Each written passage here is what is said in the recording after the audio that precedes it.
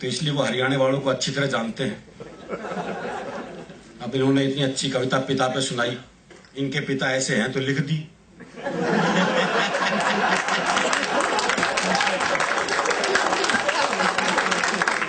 हमें पता है ना कि हमारा बाप कैसा है।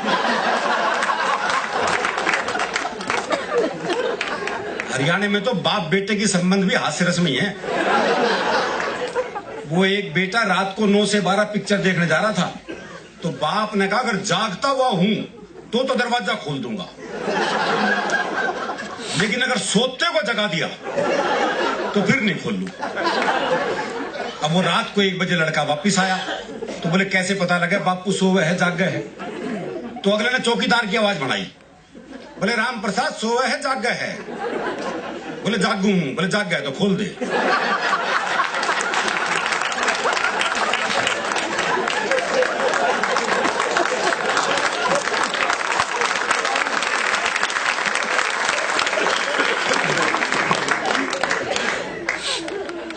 आलोक भाई ने बहुत बढ़िया बढ़िया गजलें पढ़ी, तरबूज के माध्यम से क्या चिंतन परक कविता सुनाई। विनय विश्वास जी ने बहुत चिंतन परक कविताएं सुनाई। अब मेरे से आप ऐसी उम्मीद न रखें। हरियाणा का आदमी को ज्ञान ध्यान की बात कर नहीं सकता। हरियाणा का आदमी ना ज्ञान लेता ना देता। एक बार हमने कुरुक्षेत्र में भगवान कृष्ण जी से ज्ञान ले लिया था, उसके बाद से ज्ञान लेना बंद कर दिया।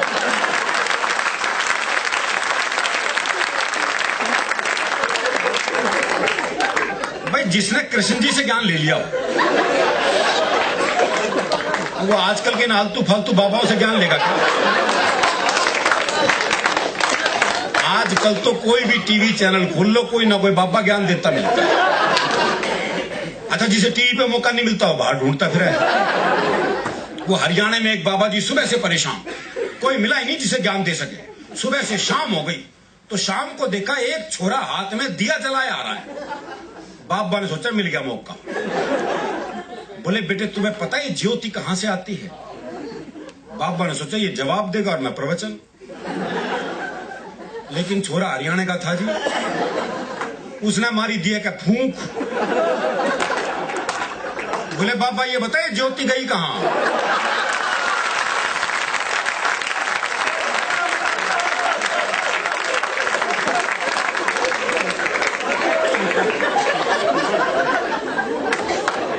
वो आजकल हर एक स्कूल में योग टीचर लग गए। वो दिल्ली में एक योग टीचर बच्चों को योग सिखा रहा था। बोले बच्चों सीधे लेट जाओ।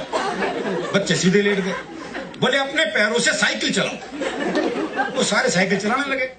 एक पढ़ा रहा अपने हरियाणा का मस्त है। बोले तू साइकिल क्यों नहीं चला रहा? बोला मेरी साइकिल ढलान पे है।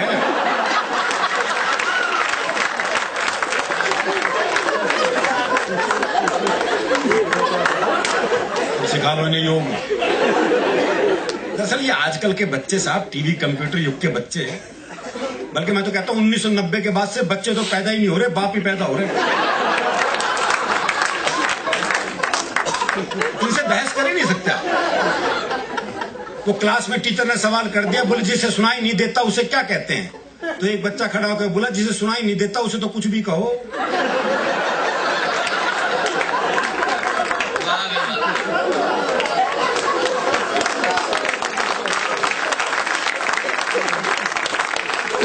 अच्छा, ये हरियाणा के ही बाप बेटे का संवाद हो सकता है जी। वो बाप ने बेटे से पूछा भाई तेरा रिजल्ट क्या रहा? बोला जी हमारा जो प्रिंसिपल है ना उसका छोरा फेल हो गया। अरे बोले मैं तेरा रिजल्ट पूछ रहा हूं। बोला जी गांव का सरपंच है ना उसका छोरा ही फेल हो गया। अरे बोले तेरा दिमाग खराब है, मैं तेरा रिजल्ट पूछ रहा हूं। अरे बोले वही तो बता रहा हूं, तू कौन सा प्रधानमंत्री लाग रहा है?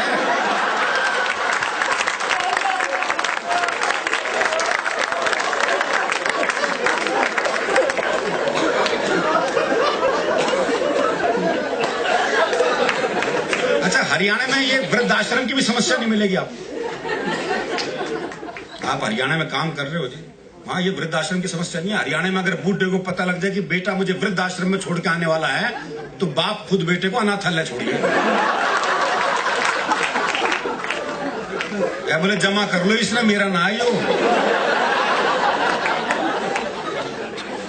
हमारी संस्कृति थोड़ी सी अलग है। दरअसल क्या हरियाणा का आदमी फुर्सत में रहता है, इसलिए हास्य रस में रहता है। हास्य के लिए थोड़ी फुर्सत की जरूरत है। वो एक ने एक रिक्शे वाले को आवाज दी, बोले खाली है? बोले हाँ। बोले आप फिर ताश खेलते हैं।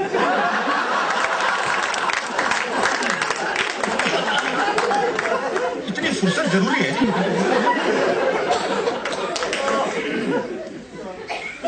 और जहां तक प्रेम की बात है तो हरियाणा में तो हम तो प्रेम भी लिख नहीं सकते। आगे तो कोई भी नहीं लिख सकेगा जी। सौंदर्य वर्णन अब आपको सुनने को नहीं मिलेगा। पहले बड़ा नक्शिक वर्णन करते थे कवि, अब करके दिखाएं, घूरने के आरोप में बंद हो जाएंगे। अब ये काम खत्म हो गया। अब श्रृंगार रस तो बहुत ही मुश्किल में आ गया। अब तो कवित्रियां पुरुषों के सौंदर्य पे ही लिखेंगे। ये इनको घूरने का अधिकार है, कोई दिक्कत नहीं। अब हमारे दिन फिरने वाले हैं।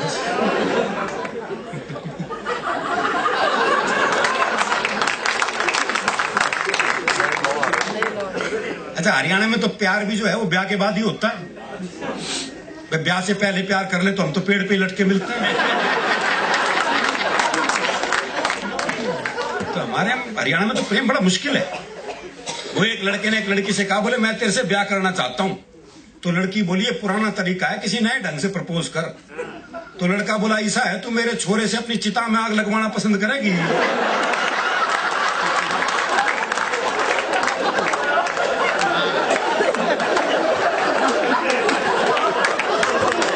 विवाह का ये मौलिक प्रस्ताव हरियाणा में संभव है।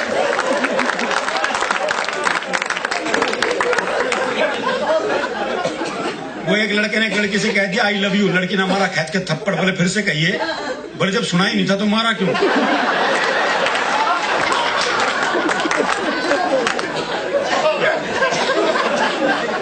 हमारा प्रेम बिल्कुल अलग है जी, अलग तरह का मामला। वो कन्या नया ब्याह हुआ तो दूल्हा दुल्हन को छत पे भेज दिया। वहां उसने देखा लुगाई बड़ी सुथरी, क्या बोले लड्डू खावेगी?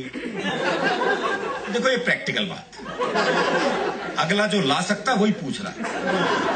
मैं उसे पता है ब्याह का घर है, हाँ वर्दी नीचे जाके ले आऊंगा। लड्डू खावेगी, बर्फी ला दूं। इमरती खावेगी, जलेबी ला दूं। भाई ने सुबह के 4 बजा दिए इस चक्कर में। तो नीचे से बूढ़ा बोल पड़ा, बोला इस कढ़ाई ने उतार दे, खेत पे जाने का टाइम हो गया।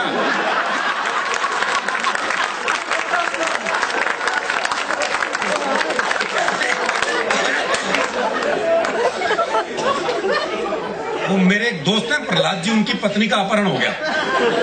तो अपहरणकर्ता ने पत्नी की एक उंगली काट के साथ में चिट्ठी भेज दी। बोले 50 लाख रुपए भिजवा दो वरना डैश डैश डैश। मेरे मित्र ने वापस चिट्ठी लिखी। बोले उंगली किसी की भी हो सकती है, मुंडी भेज मुंडी।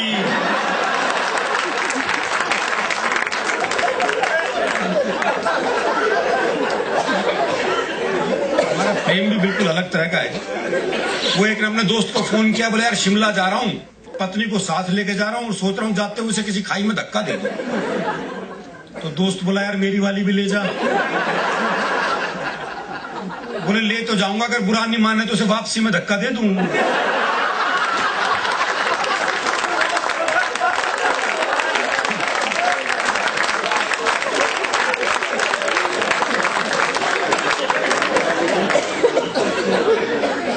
और ये प्रेम मनुष्यों का क्या, पशु पक्षियों तक का हमारे यहाँ ऐसा है।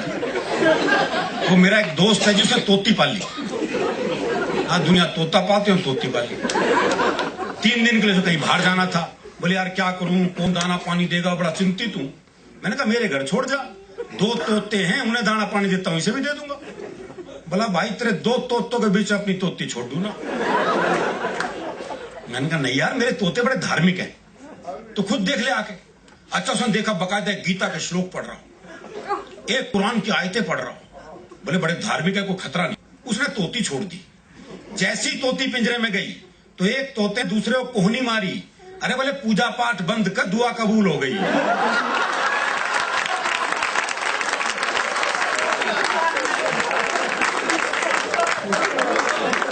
हमारे यहाँ तो पूजा पाठ भी क्या निकलेगा कोई भरोसा नहीं है, क्योंकि हम कितने धार्मिक है हमें पता है।